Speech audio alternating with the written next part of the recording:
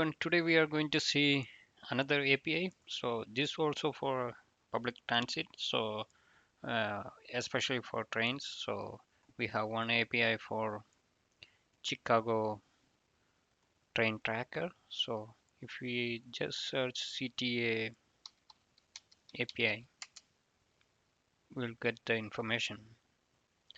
Open Chicago transit data. So there are a couple of APIs: bus tracker, CTA train tracker, and custom alerts API.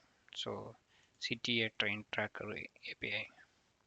So this is a API homepage, and here we have a PDF documentation also. If we are just viewing that PDF documentation, we can see all the endpoints here. So the major sections here, there is a follow this train API, description XML schema example location API.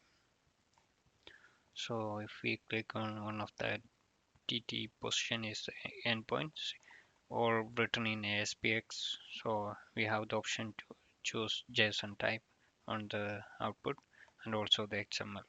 I guess the default output is XML, and we need to provide the key also.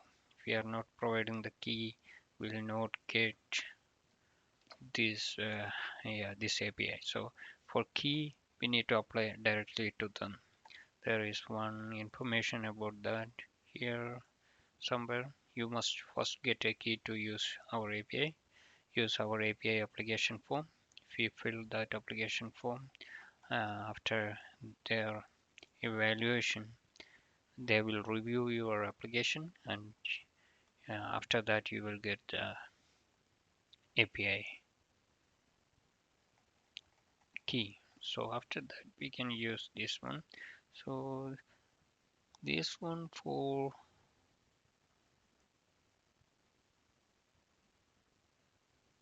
GT follow is for something different, I guess, not for routes or location. Route direction code quick reference. There are some direction code also.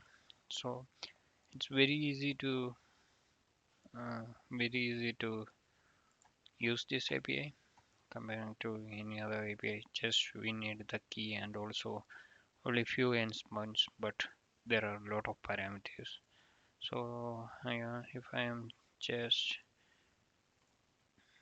duplicate this one and changing is CTA, and I'm going to okay. So invalid API key. So we need to have an API key, then only we will get this one. So most of the application we need integrate this one, then only we can query this particular API. So that's all for our overall idea about the Chicago Trans CTA developer API. There are some bus tracker also. Maybe we can go to that also. Sign into bus tracker API documentation, route direction vehicles. So we are giving the number here. So yeah, to it's almost similar to the Rail API, and also it's written. Yeah, I have no idea which language it's written, but it's also helpful. And there is any other API, custom alert API. It's a separate API. So this for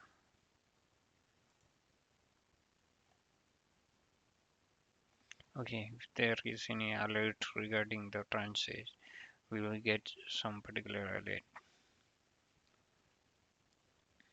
Something like a new southbound bus stop has been added, something like that. If there is a major change in transit, they will allow us to inform, right? So it's a very useful one, custom alert API.